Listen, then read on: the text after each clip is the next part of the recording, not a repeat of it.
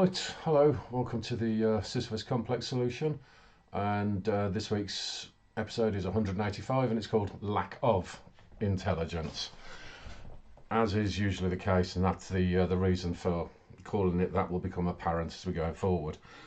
Because we are moving a little bit closer towards the Christmassy period, it's become time to have a little bit of a change in terms of the drinks front. The regular staple tends to be a nice glass of red wine as I'm doing this, but I'm going to start moving into the Christmas period and that with a bit of gin.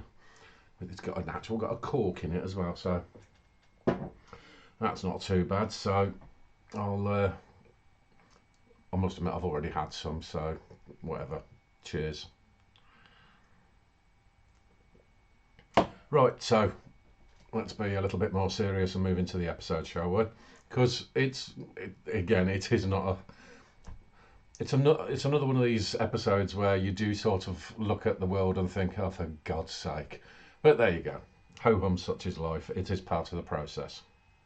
And the process at the moment is doing the audit of the Ministry of Defence. So, this week's farce is the Defence Academy of the United Kingdom, which was formed in 2002 and is no longer listed under the MOD. I'm assuming that was kind of like a decision under the latest sort of like military review strategy, whatever the hell it's called. But when something has been delisted, you kind of think, well, it maybe doesn't exist anymore, but this very much does still exist. Problem that I've had with it is that it doesn't produce any formal reports, and the only one that I could find was from 2011-12, the 2011 to 12 period, and links in the description for this stuff as well. Again, it sort of gives a very generic kind of report, but with no numbers contained, so not a proper report anyway.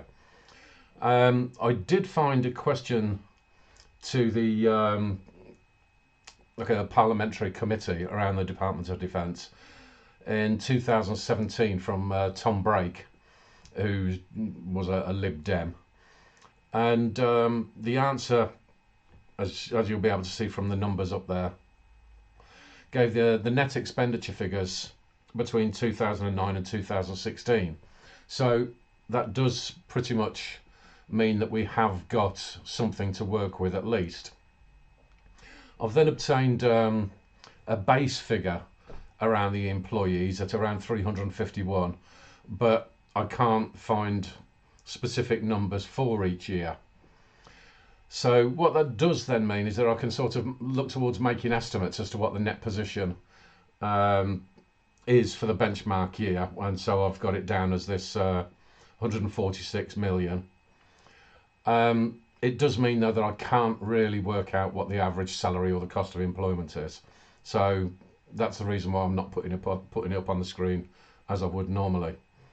Now, I did actually try to get in contact with this particular academy. And if there is anybody out there and that's involved in the academy that wants to send me these figures, please do. Contact details are in the description. The difference there will be is that if anybody from that academy uses my contact deals to get in contact with me, it will actually work as opposed to yours. Ourselves. Now, being an academy, it's all supposed to be about education, right? Well, when this education means that it includes things like information warfare, cyber and multi-domain integration, which basically just means propaganda and spying across platforms, and then international engagement. I think we can pretty much understand this isn't really your average kind of schooling. The international part of this is actually quite important, but we'll kind of get into that as we go forward. Now, also take note the fact that they include civil service. 77th Brigade, anybody? I also want to draw attention at the bottom there how it makes mention of partnerships with Cranfield University, a university that I used to know quite well, having I have referred to them in the past. And I could see some level of relevant partnership with Cranfield University taking place with the military on account of the fact that they've got facilities that assist with aerodynamics testing and various other kind of aeronautical practical applications. So I mean, I could see why any military institution would want to, or even academy, would want to have something to do with that university. But then we've got the King's College London, and this is an interesting one because I do want to make note here that this is the home college of a certain Professor David Betts, Mr. Civil War. He's located there, so you might want to just sort of keep in mind the fact that somebody that is involved in a college that works with an academy that teaches things around information warfare, maybe that Civil War narrative takes on a slightly different perspective. But anyway, that's the basic information as to what we're dealing with here. Just briefly, we can also understand that they've got their own YouTube channel. They don't really publish as much as they used to 10 years ago, but what they've been putting up in the last month and, well, year, I mean, it's only like 4 videos, but it is worth noting a little bit because the courses that they talk about providing are most definitely not just about the domestic military. There's a statement in the most recent video about NATO training as one example. But when they're talking about NATO, you kind of see some sort of purpose behind that.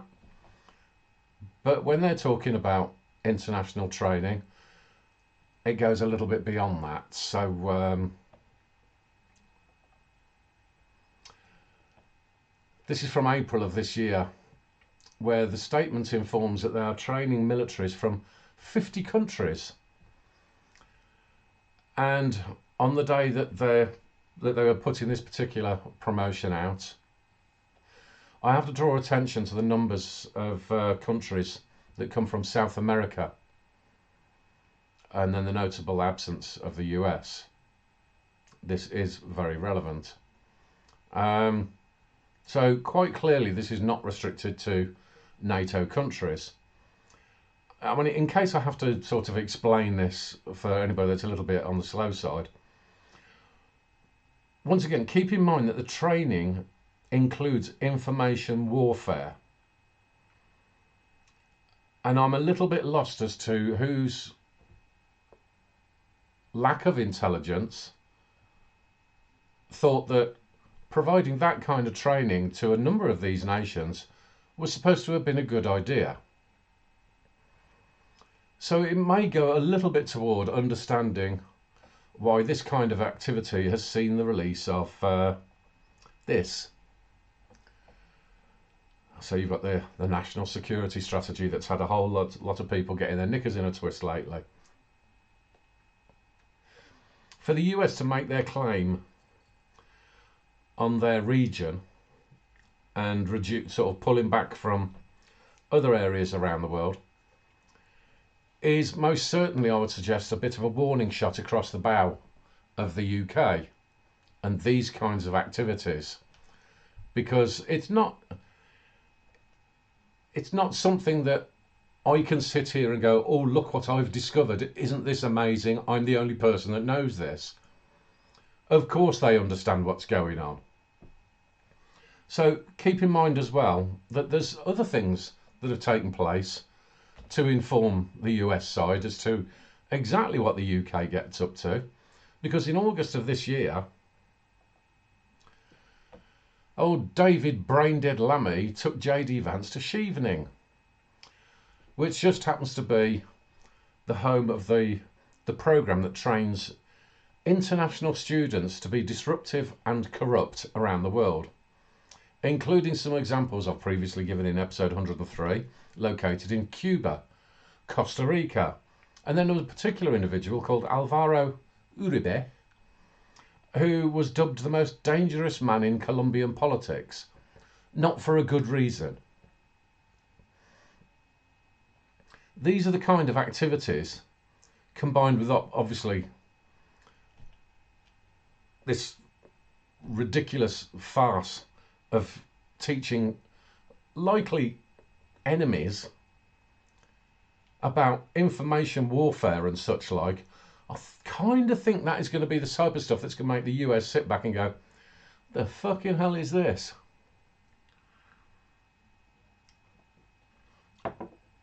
Oh, JD Vance there, and that he will do his fishing and that, and he'll be listening to dipshit and going, yeah, keep telling me all of this stuff that you're doing, and then I can go back home and go, drop these fuckers. Just to be clear then, if I was to reverse this situation, and if I pointed to these kinds of programs being conducted by the Russians,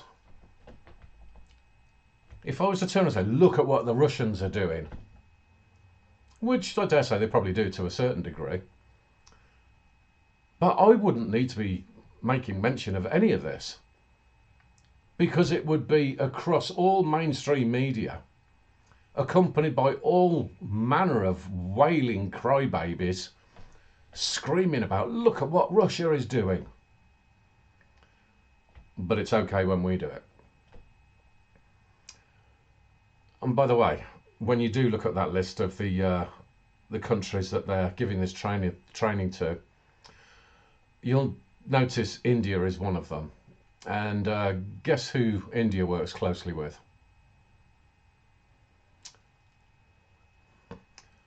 Hopefully you start to understand just a touch as to the reason for the episode title, in case you hadn't already realised. But then we get other, as per usual, other amazing pieces of information.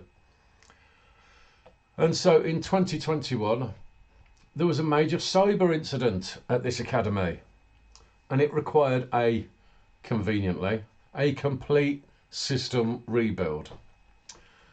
And the rather big hint as to why this system was crap in the first place and then had to be rebuilt is because it's run by Serco. These people are such experts in information warfare. Within this bloody academy, they're such experts in information warfare that they thought, yep, Serco's the boys for us. That's the partner that we need. Retards. In some ways, we might consider this as a kind of an indication that the academy could be intentionally teaching possible adversaries completely retarded nonsense. You know, some kind of underhand strategy to weaken their abilities. But I think we know that's not the case. Our particular lot, I think, are the ones that have just completely drifted into retard land. And they're, because of the types of countries that they are dealing with, they're actually quite dangerous retards because of the impact that this kind of stuff has around the world, which I'm sure there's a certain level of intentionality behind that. But talking of retards, I'm sure this next part will see some dribbling idiots clap like performing monkeys on account of how stupid they are. But as of September this year, Israel is one of the countries that they have banned from giving any training to. And if you do look at the little bit of blurb there, and that it mentions London, but if you think that's a different academy, it's not. This is pretty much a broad strokes ban that does include this specific academy as well.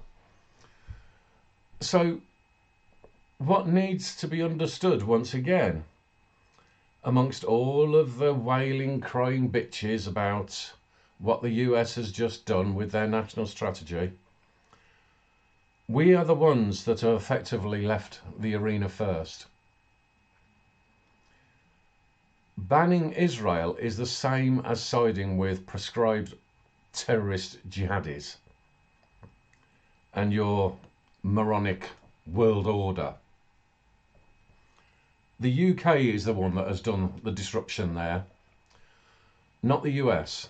The US has responded to how the UK and other European nations have turned their back.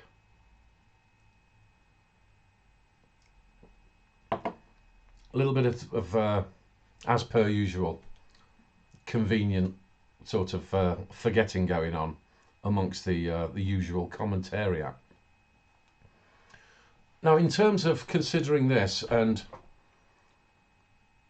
the fact that the UK just, for far too long, and that has just gone full retard anyway, there is something of interest in terms of this academy and the wider routes of training that they will give to all the wrong people whilst banning friends. And so it won't be a surprise that this particular list, and over the years, and the different organisations where you can see that the Joint Services Command at Shrivenham, that's basically this academy. This is a list of the Chinese military that have been trained at these places.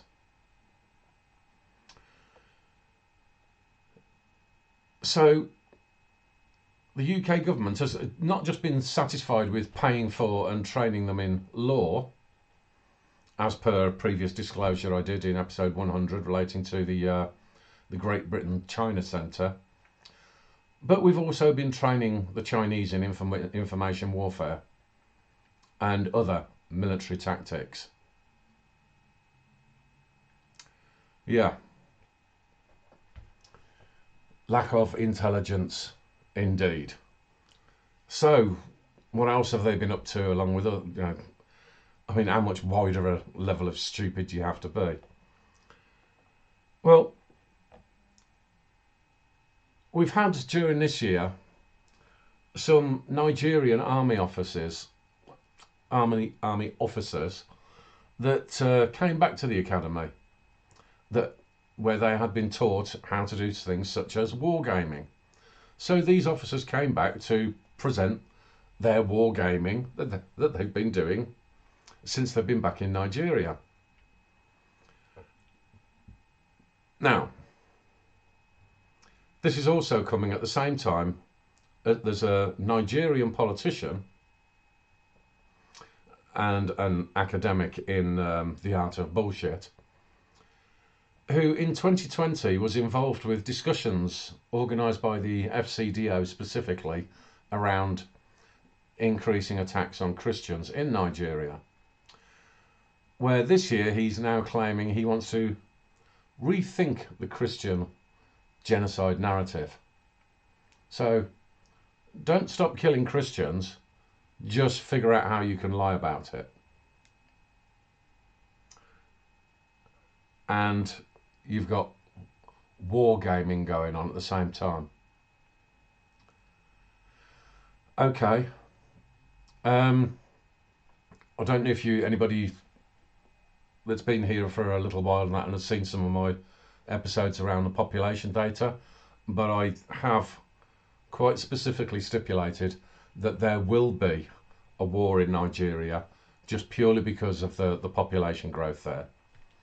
This is a pretty good indication that exactly that is on its way. Just in case anybody's interested, though, I mean, the reason why I understood that this was to do with this politician's statement was based around a conversation with the FCDO is because of the mention of Wilton Park. So, anyway, it gets better because we always then hear about the far right, who are actually far left, but we know that there's that blurring of everything. So lots of obsession with the far right. Hitler bad, blah blah blah. Except for when it's their far right, of course. If it's the far right that is a useful idiot for them, then it's okay. Because, you know, it's always acceptable to have the far right that just happens to be helping us with money laundering operations in Ukraine at the same time, isn't it? So yes, Mr. Azov Brigade, absolutely nothing to do with the Nazis and Hitler, except for, yes, of course it is. And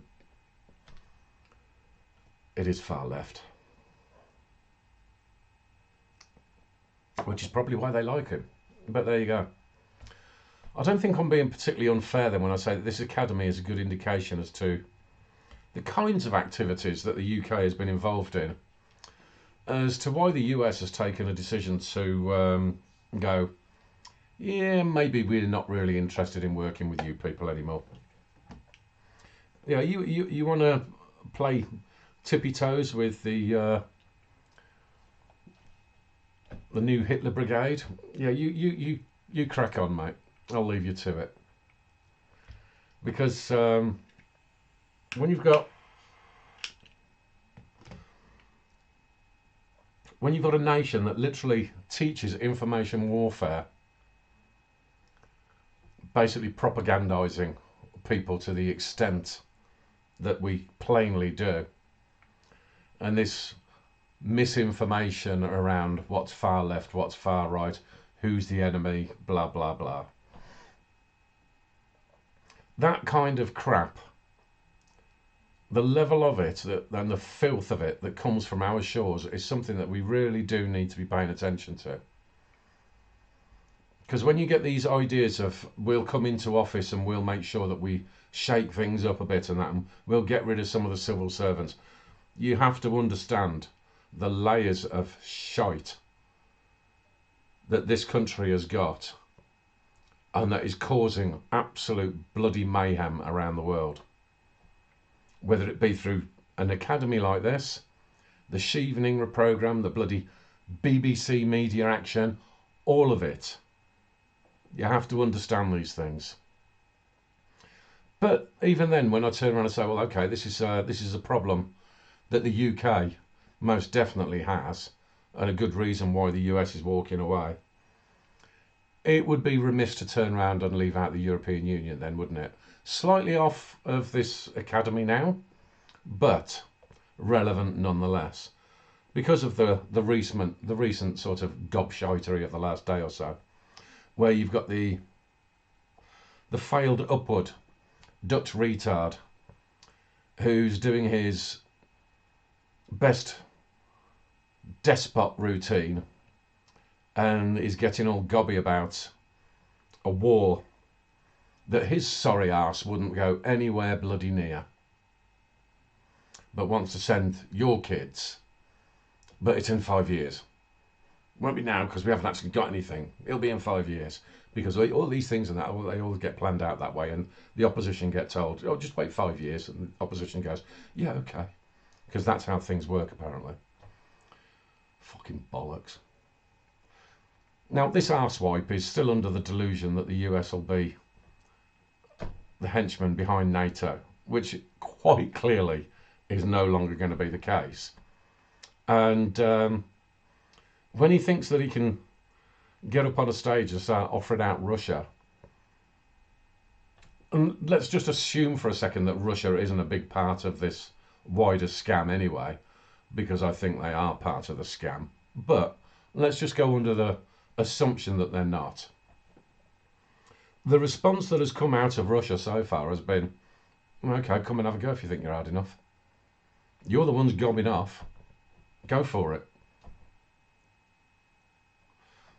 And there's a notable, no, 5 years, 5 years. A real man does not do this sort of shit.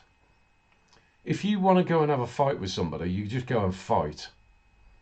It's only the little man syndrome with all mouth and no trousers that does this kind of retarded crap.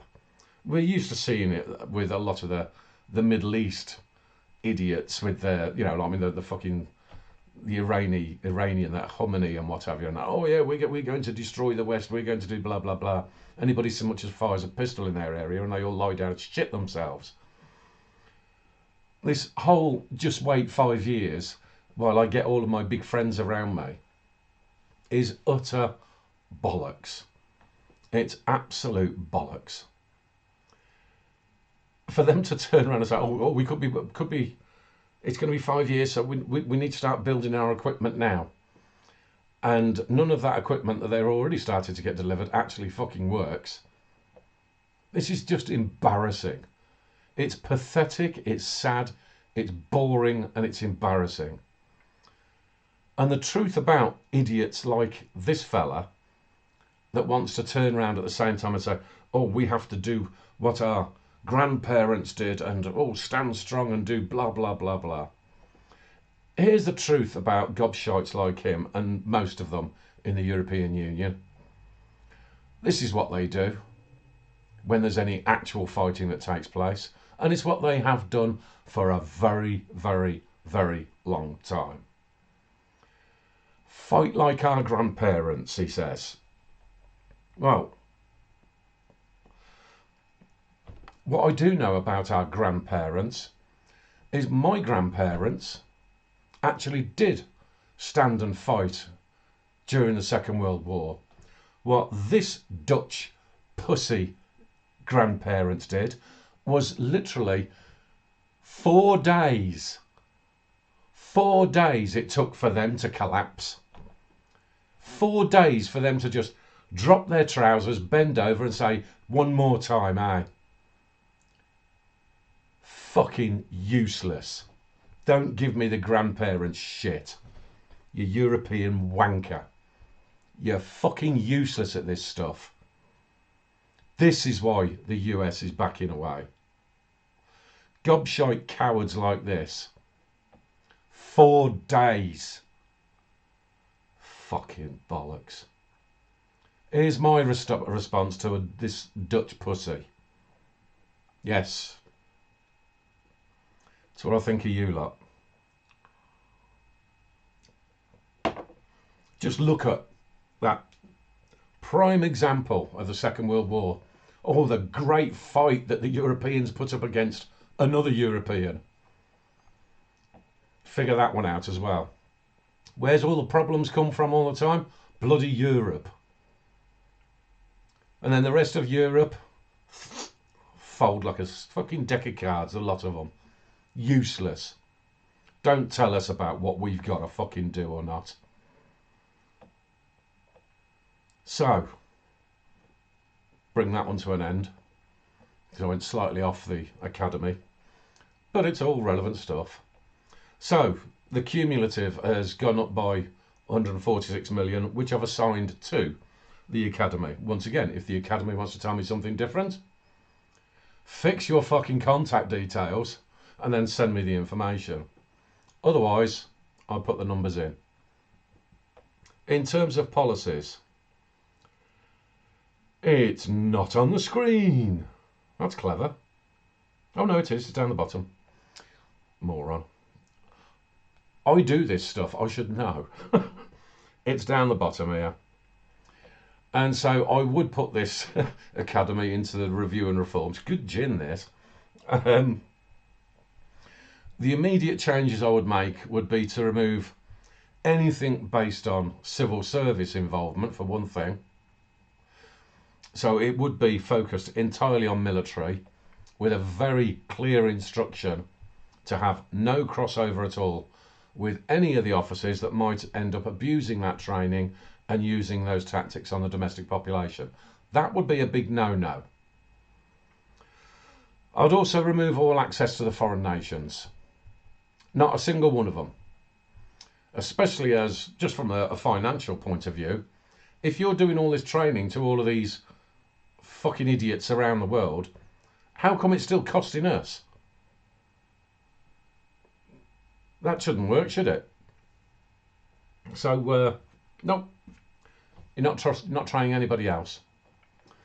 Then, obviously, I would absolutely want to get to the bottom of whoever the hell the moron is that thought going in that direction was a good idea in the first place. And that person would be investigated for all manner of likely criminal offences and charged up to anything, including treason. Because as it stands, this is fucking lunatic. The height of stupid. Oh, and one other thing in that is that Serco would be obviously thrown out the door just on the basis of the fact that they're fucking useless. So, there will be a bit more of this kind of nonsense in the next part of the process that I do, because there's more educational institutions to be covering. But what I can say is that it won't be next week, because next week is going to be a population update. So, something for you all to look forward to. One other thing that I just want to point out that is relevant to things that I've seen take place this week, or I've had involvement with this week. Now, it does go back a little way anyway, and that because I have noted that there's a range of government offices that are increasingly preventing any kind of direct communication. The email addresses are no longer there. The contact us things and that is literally just replaced with frequently asked questions. And then on occasion you'll come across some sort of a automated web chat which can't answer a bloody thing. Lots of this is obviously intended for you to just give up so that they can just push diktats on you. Nobody knows how the hell to contact anybody anymore, because I mean, when they give you a phone number, they never pick up the phone. So it's literally just, here's a diktat, you don't get to respond, do it or else. And they are now starting to automate fines and things like that as well. So be very cautious of this sort of stuff. But for those of you that don't remember, because obviously it's been quite a long time since this actually took place, there is a solution to all of this, and it's called a letter. Now, I know that some of you have heard of this word letter, but many of you don't remember how to actually write them. There are additional areas where they're trying to put you off from doing this, because obviously now if you send in an email, it's free. You send a letter, and apparently a first-class stamp costs something like £1.50 now. Absolutely ridiculous. But there's these things that are intended because they don't expect you to be responding to them. So the advice that I'm giving here is not to let them dictate to you over the areas that you've got question. Now, I've been doing this very thing this past week.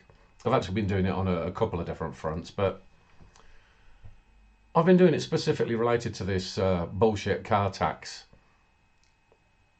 demand that came through, because based on their own idiot method of calculating which vehicle is supposed to be charged what amount, I've determined over 20 different types of vehicles that are far and above the fake pollution levels and standards that my vehicle has. And so the low end of one of these vehicles that is almost twice the level of CO2 emissions as mine has got a road tax in the amount of £190 compared to my 760. And so my response to them is, how the fuck do you figure that one out then? Give me a logical explanation as to how the fuck you figure that one out. Because this is quite clearly bullshit, isn't it? So the point is that despite the fact that they're looking to be just dictating these things to you, you can't be bothered.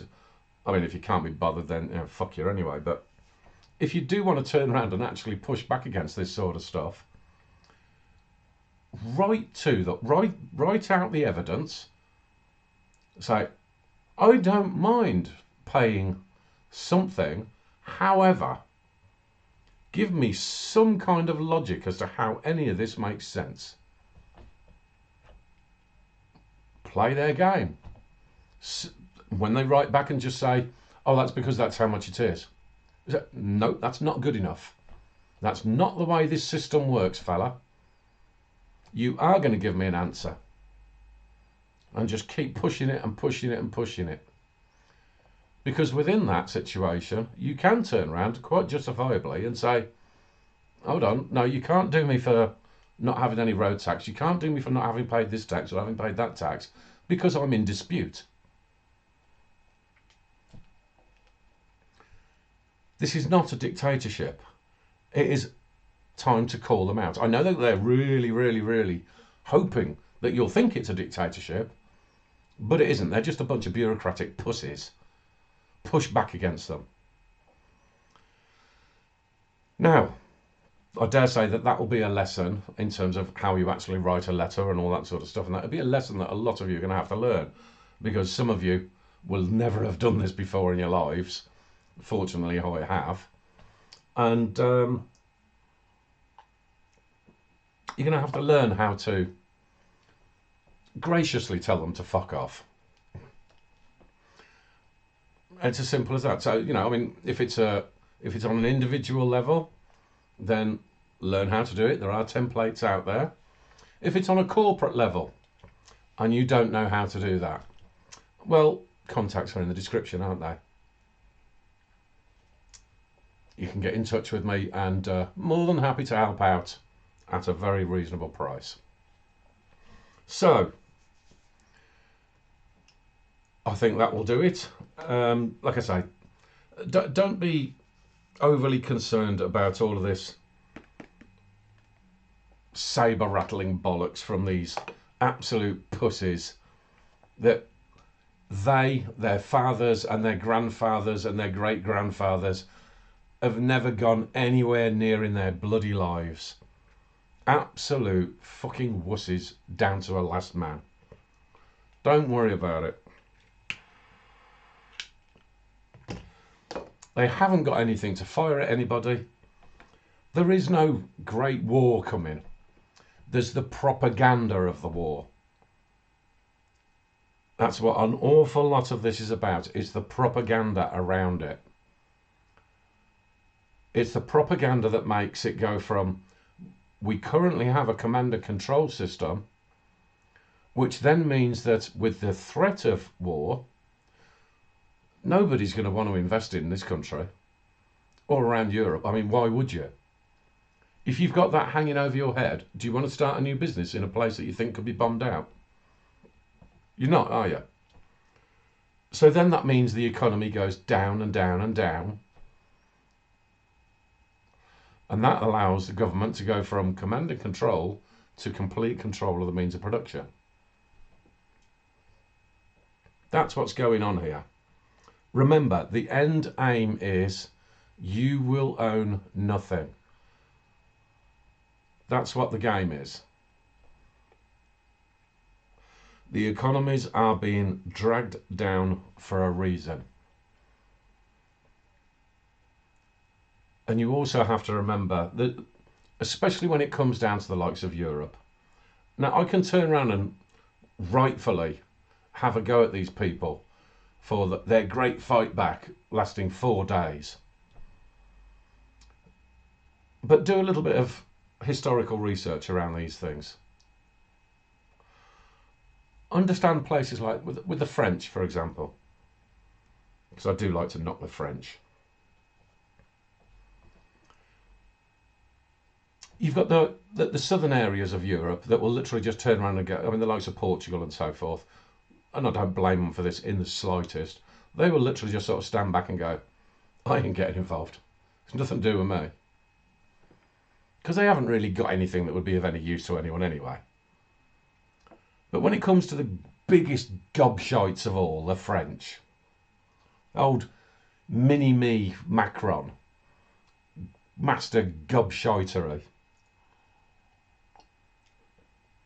What was one of the key things that they did during the Second World War. And one of the key reasons why they dropped their trousers so fast. Do not touch my buildings.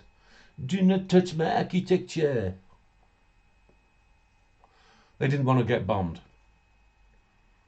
They didn't want all of their buildings to get bombed like we had ours bombed.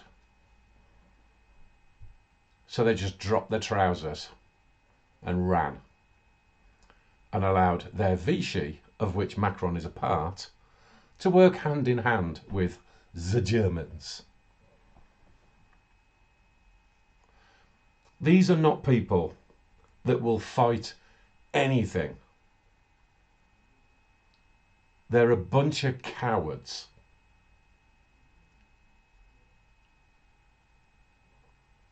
If you don't know that by now, what can I tell you? There is nothing to get overly concerned about, okay? There is not going to be a war. Or if there was going to be one, it would literally last about a week. Because they would all just, don't touch my buildings, and cry and go and hide somewhere and give up. There's a reason why in Orwell's 1984, what was the Eurasia region? They took Europe instantly. Because they're a bunch of fucking pussies.